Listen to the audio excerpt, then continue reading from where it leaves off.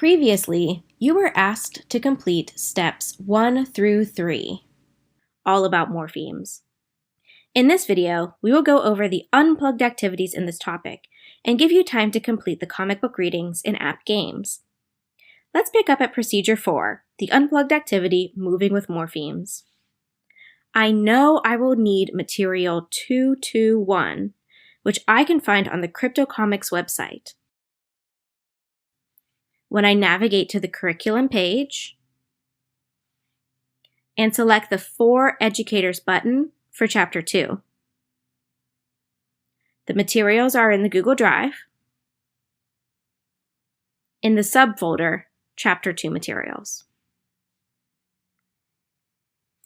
Here's the material 221, Moving with Morphemes. Back in the implementation guide, I see that I'm prompted to start this activity when all the learners are done with the app activity. And before we do the activity, we have a whole class discussion. I also see the orange box, so I know that whatever we need to discuss is really important for the overall big concept for this chapter. This orange box prompts you to lead a discussion about what learners just practiced in the digital activity. We ask you to reinforce this vocabulary and concepts they learned about the 3 different types of morphemes. After you discuss, it's time to play the game. The instructions say that the teacher will either say or write a morpheme on the board. Then the teacher will say only part of that morpheme. Students need to indicate if that morpheme is a prefix, suffix, or base. They do this by playing a game similar to head, shoulders, knees, and toes. If the teacher reads a prefix, the students touch their head. If the teacher reads a base, the students touch their shoulders. If the teacher reads a suffix, the students touch their knees. So for example, this is the list the teacher will have. If the teacher uses the word preschooler, they can either write it on the board or say it aloud. Then the teacher will say one morpheme in the word. If I say school, students should touch their shoulders because school is a base. If I say pre, students should touch their head because pre is a prefix. And if I say students should touch their knees because is a suffix. If you want to get students moving around the classroom, you could modify the activity to give each morpheme a color and put those 3 colors around the room. Students could move to the correct color when the corresponding morpheme is called. Procedure 5 is another unplugged group activity. I know that it's a group activity because of the group icon. I see that I need materials 222 and 223, which are located in the same subfolder in the drive. For this activity, you will print half as many copies as numbers of students you have, so students can work in pairs. So for a class of 20, I would print 10 copies of each document. We recommend you print these on cardstock because you will cut them out to form the puzzle pieces.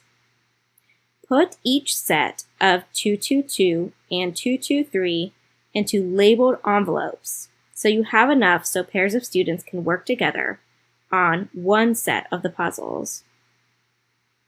Learners will work together to put the puzzle together to make meaningful words. You can complete the next section of the comic book readings and digital activities on your own.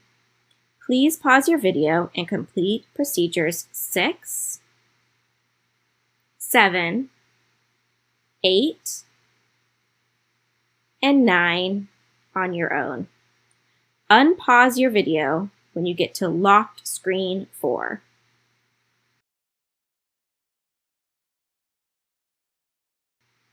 You should have completed procedures 6, 7, 8, and 9 on your own.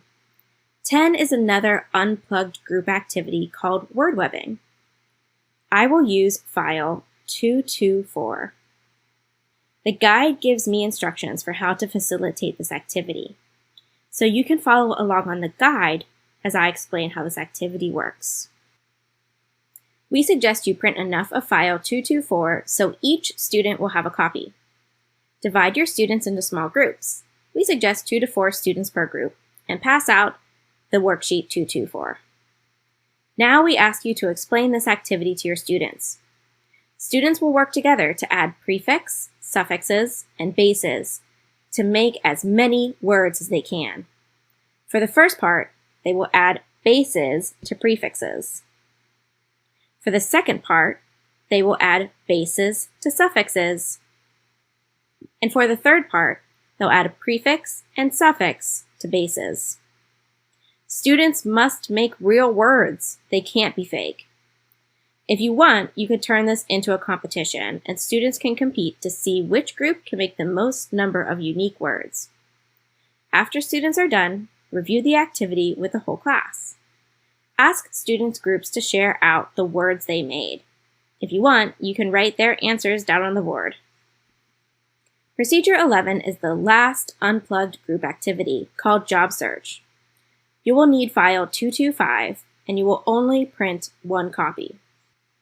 To prepare for this activity, you will cut each strip on the second page apart and cut out each morpheme. Put each job, now cut up, into an envelope. You should have 6 envelopes, 1 for each job. The guide gives you a script on what you can say during this activity. To start the activity, we suggest you put your students into groups of 2 to 4. Pass out 1 envelope per group. Tell the groups that morphemes can help us learn new words, and the envelopes have some morphemes in them. Their job is to rearrange the morpheme into a job title and use the morphemes to guess what each job does. After each group creates their job title and thinks about what the job may do, have groups share out. You can guide learners to guess what the job entails by using the teacher key and explaining the meaning of the less commonly known morphemes. We don't expect students to know these jobs from prior knowledge, but the whole point of the activity is to model how, if we know some morphemes, we can use them to predict new words. This activity also introduces students to various STEM jobs. Please follow the guide and finish Chapter 2 on your own.